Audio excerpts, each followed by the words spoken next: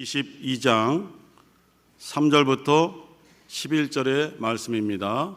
함께 합독하도록 하시겠습니다. 사도행전 22장 3절부터 11절입니다.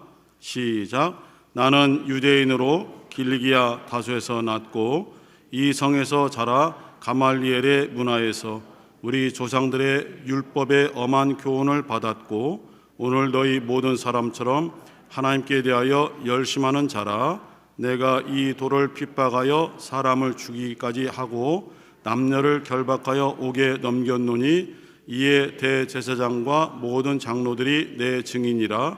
또 내가 저희에게서 다메섹 형제들에게 가는 공문을 받아가지고 거기 있는 자들도 결박하여 예루살렘으로 끌어다가 형벌받게 하려고 가는데 다메섹에 가까웠을 때에 오정쯤 되어 호련히 하늘로서 큰 빛이 나를 둘러 비치매 내가 땅에 엎드러져 들으니 소리 있어 가로되 사울아 사울아 네가 왜 나를 핍박하느냐 하시거늘 내가 대답하되 주여 뉘시니까 하니 가라사대 나는 내가 핍박하는 나사렛 예수라 하시더라.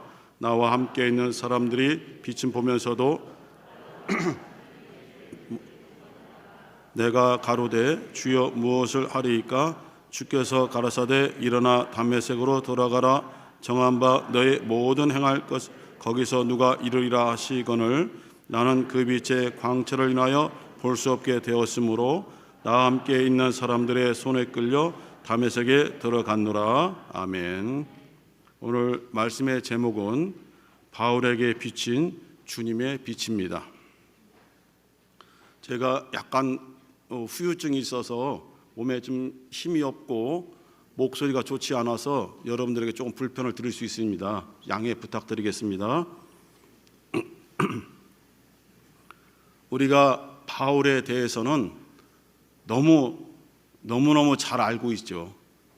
그 바울이 어떻게 변화되었으며 그가 변화되기 전에 어떠한 사람이었었는데 변화된 후에 어떠한 사람이 되어서 사역을 했는가 우리는 참 잘 알고 있습니다.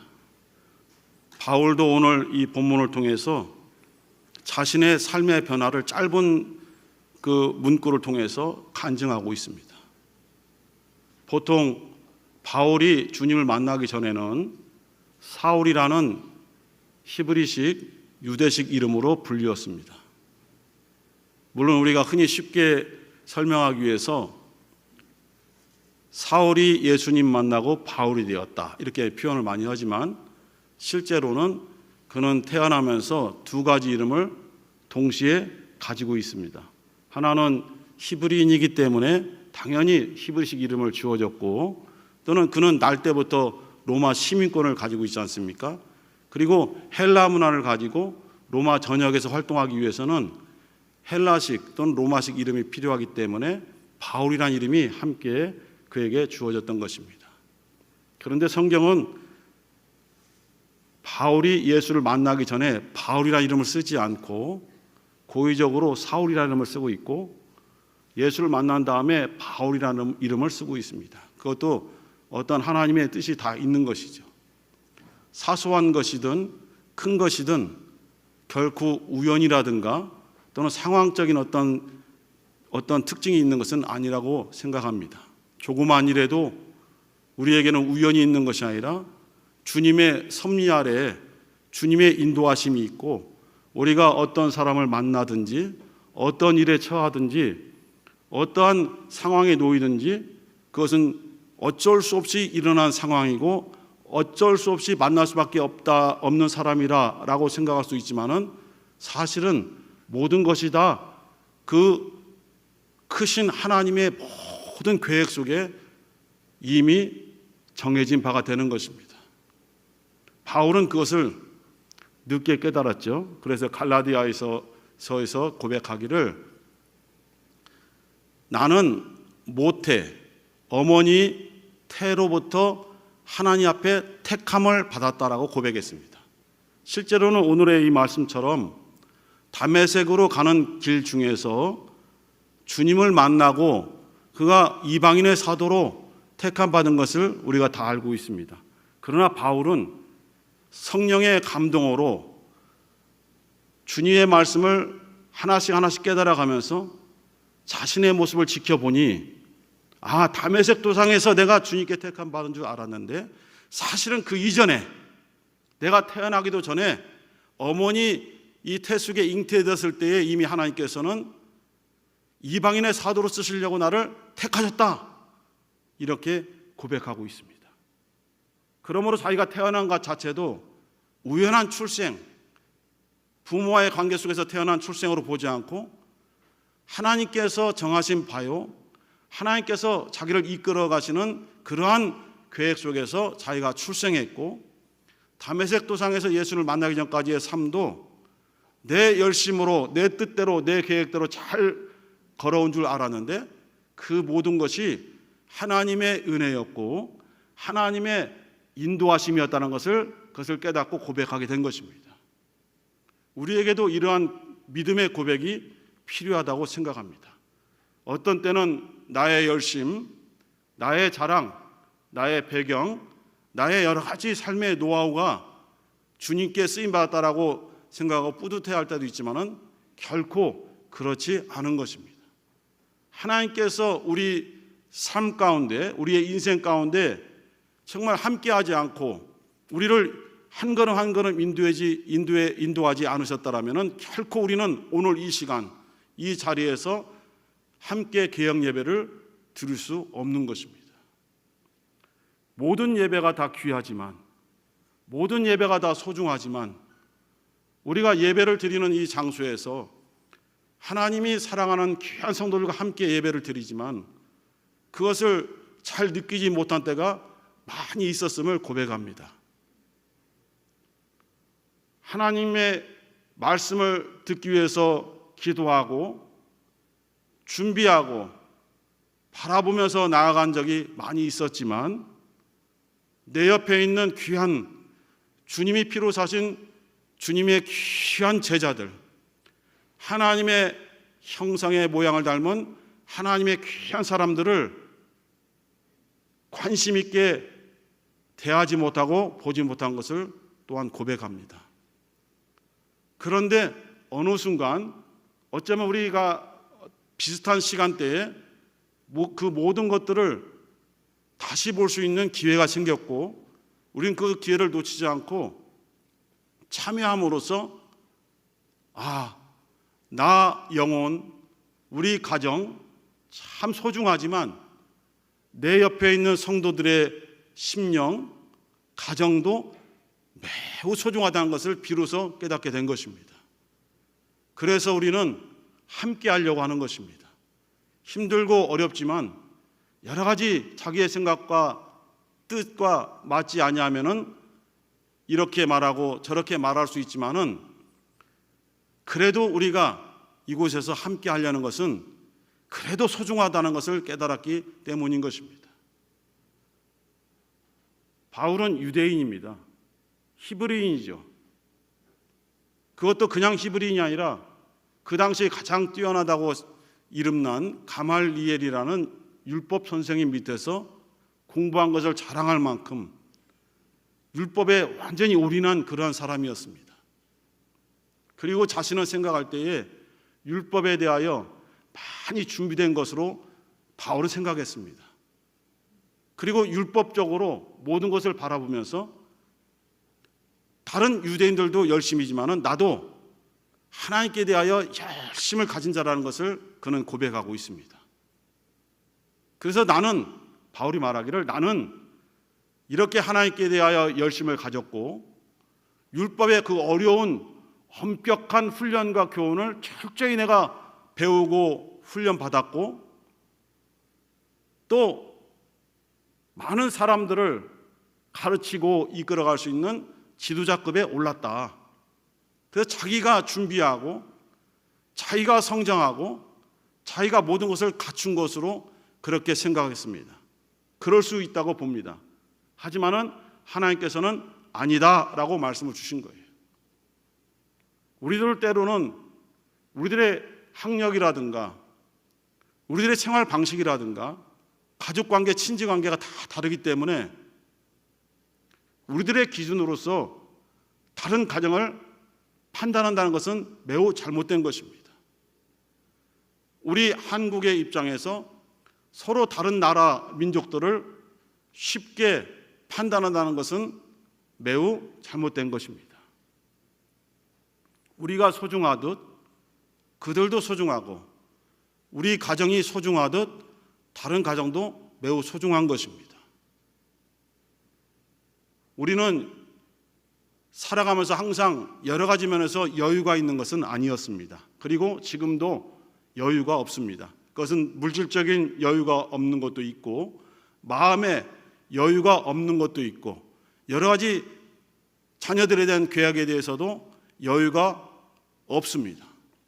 하지만 하나님께서는 그러한 우리들에게 여러 가지 방식으로 감동을 주셔서 어렵지만은 나는 너희 가정에 원하기를 그래도 너희들의 것을 조금 나누어서 소외되고 어렵고 힘들고 고통받는 이웃에게 함께 나누기를 원한다라는 마음을 우리에게 주고 계십니다. 물론 참 여유가 있는 사람들도 많이 있습니다. 여유가 있어서 기부하고 자선 행사에 참여하고 돕는 사람들도 있다고 봅니다. 그래서 여러 가지 언론에 이름들이 많이 나고 얼굴이 나오기도 하지만은 더 수많은 사람들이 이름이 없이 조그맣지만은 자신들의 환경에서는 최선을 다하여 돕고 섬기고 헌신하는 것을 우리는 우리 사회에서 지켜보고 있습니다. 그리고 우리 교회 내에서도 그것을 우리는 실천해 가고자 하고 조금씩 우리가 그전에 행하지 않았던 또는 행하지 못했던 일들을 조금씩 해나가고 있습니다. 이러한 것들이 어려운 사람들에게 얼마나 도움이 될까 하는 생각을 가질 때도 있지만은 도움은 물질의 많음에 있지 아니하고 함께 나누는 마음에 있다고 봅니다. 우리 개혁교회가 우리 안에 있는 소중한 우리 영혼들, 가정들을 돌아오며 조금이나마 마음을 나누었다는 것, 그리고 우리 이웃에 있는 이웃들을 위해서 조금이나마 마음을 나누었고 나누고자 한다는 것은 매우 소중하고 매우 귀한 일이라고 봅니다. 바울은 어느 예루살렘 거리에서 충격적인 장면을 그가 보았습니다. 스데반의 순교 사건이죠. 스데반은 우리에게는 지금 유명하고 알려져 있는 7 집사 중에 한 분이시지만은 그 당시에는 이름도 없고 그렇게 알려진 사람도 아니었습니다. 그런데 그가 담대하게 하나님의 뜻을 증거하고 주 예수님의 죽음과 부활에 대해서 증거하는 그 담대함에 많은 사람들이 충격을 받고 마음에 감동을 받고 동요하는 사람들도 많이 있었지만은 바울처럼 저렇게 율법에 위배되고 하나님을 모독하는 자가 있다니 하면서 막 들끓어 사명을 받은 자도 있습니다. 그때로부터 바울은 철저하게 더 적극적으로 예수의 복음을 핍박하고 예수 믿는다는 사람들을 결박하고 바울이 말한 것처럼 때로는 사람을 죽이기까지 했다고 자기가 말하고 있습니다. 남자 여자를 가리지 않고 결박해서 옥에 가두고 정말 핍박하는 것이 자기의 사명이었고 나는 이를 위해서 준비되어 온 자다.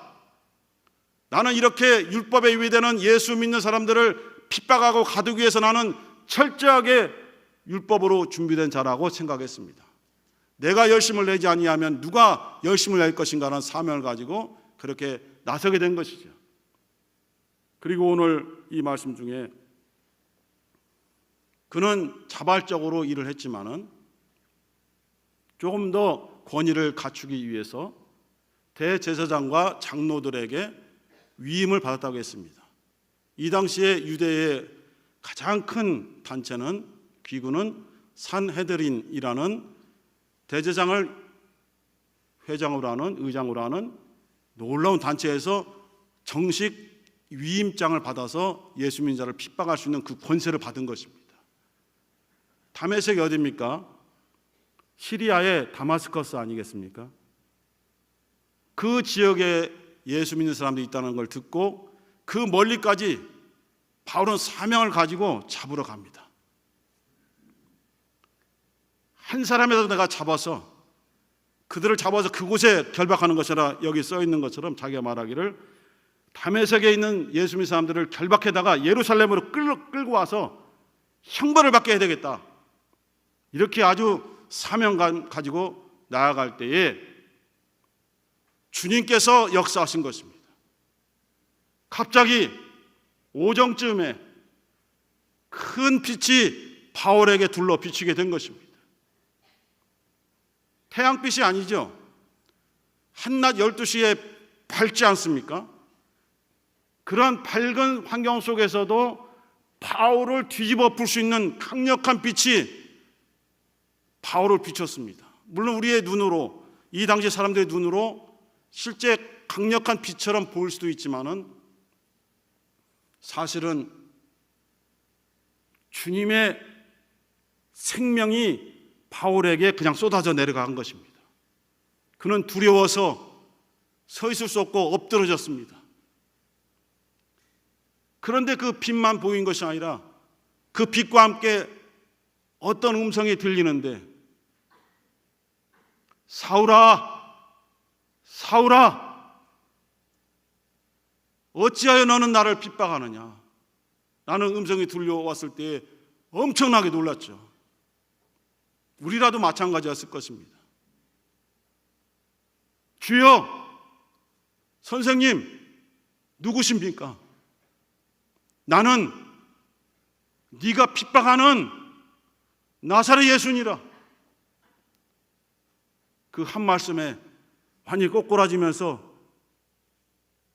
이해할 수는 없지만은 마음속에 있는 생각들이 정리는 되지 않았지만은 무엇인가 자기의 삶이 잘못됐다는 것을 깨닫게 된 것입니다. 주님의 말씀이 들려오자 그는 자신의 상태가 어떤 것인가, 주님의 빛이 그를 둘러 비치자 바울의 지금의 상황이 어떤 것인가를 그는 체험했습니다. 앞이 안 보이게 된 것입니다. 어둠이죠. 자기는 밝은 빛으로 나가서 역사하여 율법대로 살아가는 자라고 자부했지만은 주님께 대하여 자신의 모습을 비춰보니까 어둠이에요. 아무것도 보이지 않는 겁니다. 어둠이에요. 바울이 그동안 속해 있던 곳은 빛이 아니라 어둠이었습니다.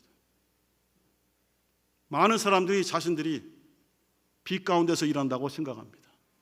그렇게 주장하고 그러한 자부심을 가지고 있습니다. 우리들도 거기서는 좀 자유롭지 못할 수도 있습니다. 깨달을 수가 없었어요. 많은 사람들이 바울의 그 열심과 그 사역을 칭찬하고 너 참 잘한다. 너야말로 진정한 바리새인이고 율법을 제대로 네가 수호하는 자다라고 칭찬하는 말만 있었습니다.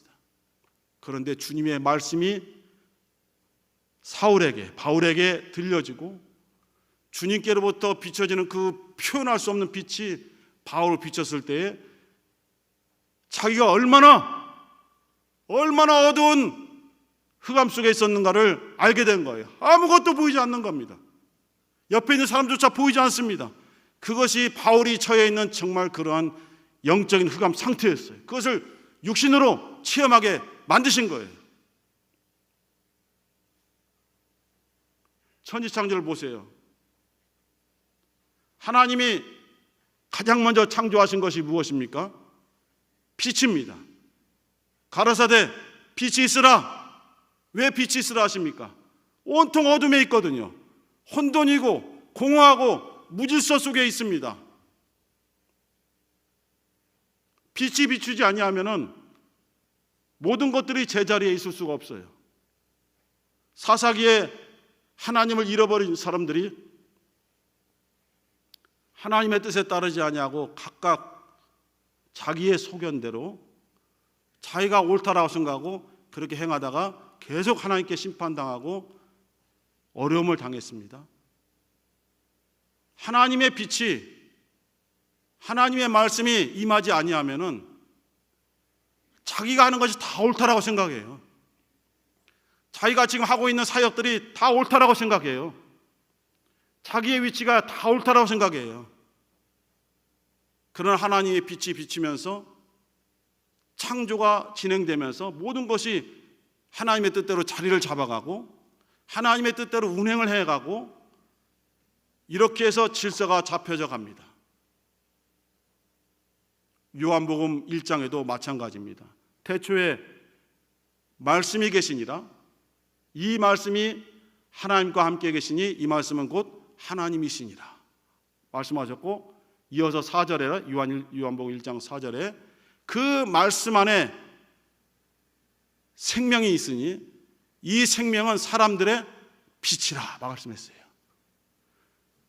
하나님의 품에는 하나님의 말씀이 있고 그 하나님의 말씀 속에는 하나님의 생명이 있고 그 생명은 사람들에게 필요한, 어둠 속에 거하는 자들에게 필요한 빛이라는 거예요.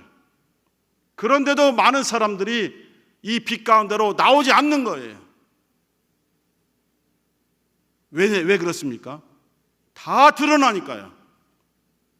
주님의 빛 안에서 감출 것이 무엇이 있겠습니까? 다 드러나거든요. 고백하지 않아도 적나라하게 드러나거든요.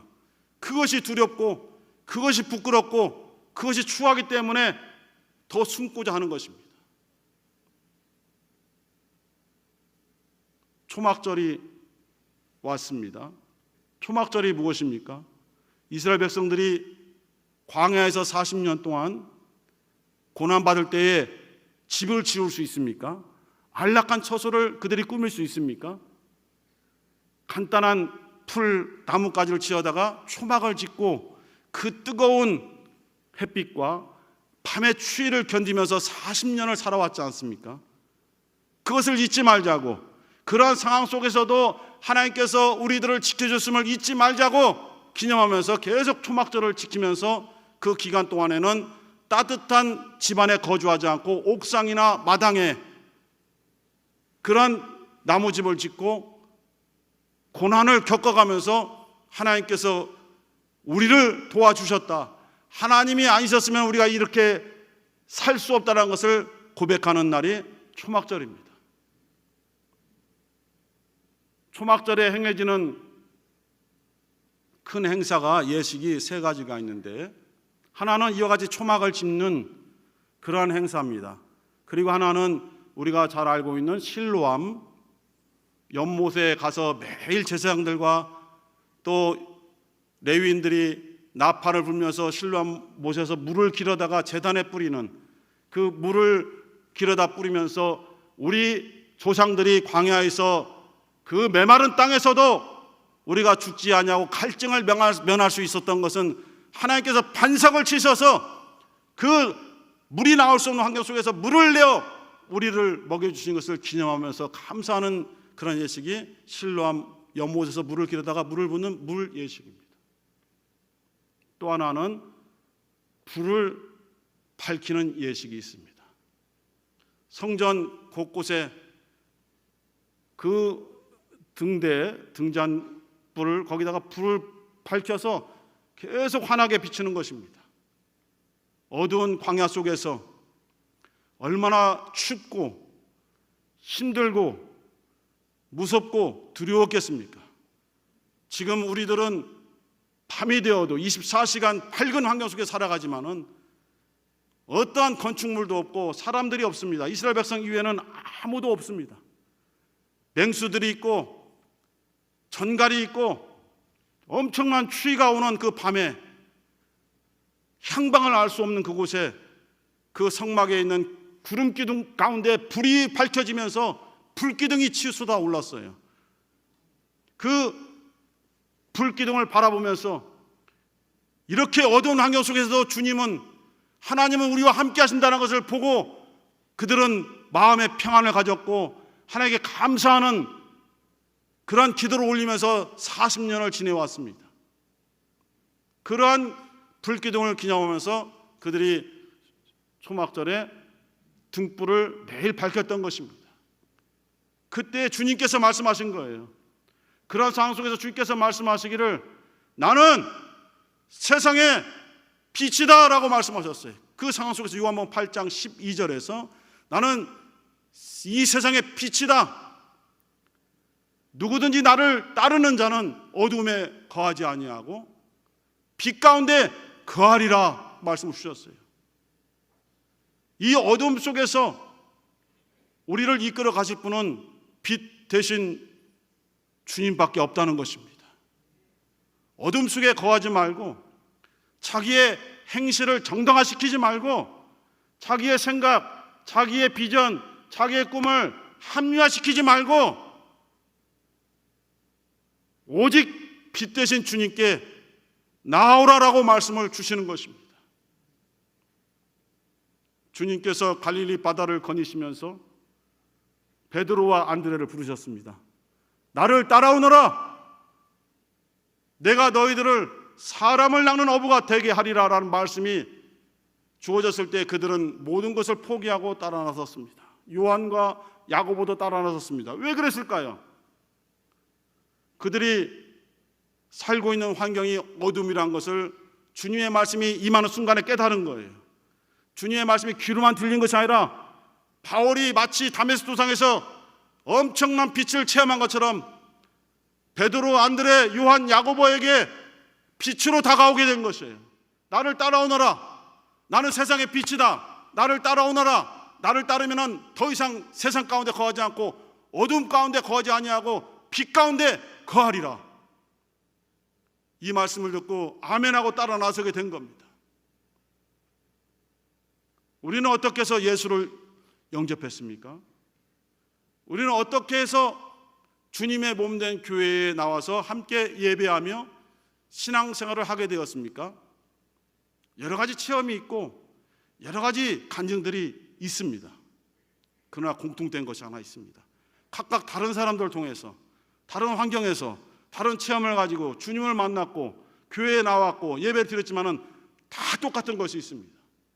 한 사람도 예외 없이 똑같은 것을 경험했습니다. 바로 주님의 음성입니다. 나를 따르라. 내게 오라. 내가 너희를 빛 가운데로 이끌리라 하는 이 음성이 우리 모든 성도들에게 똑같이 임한 것입니다.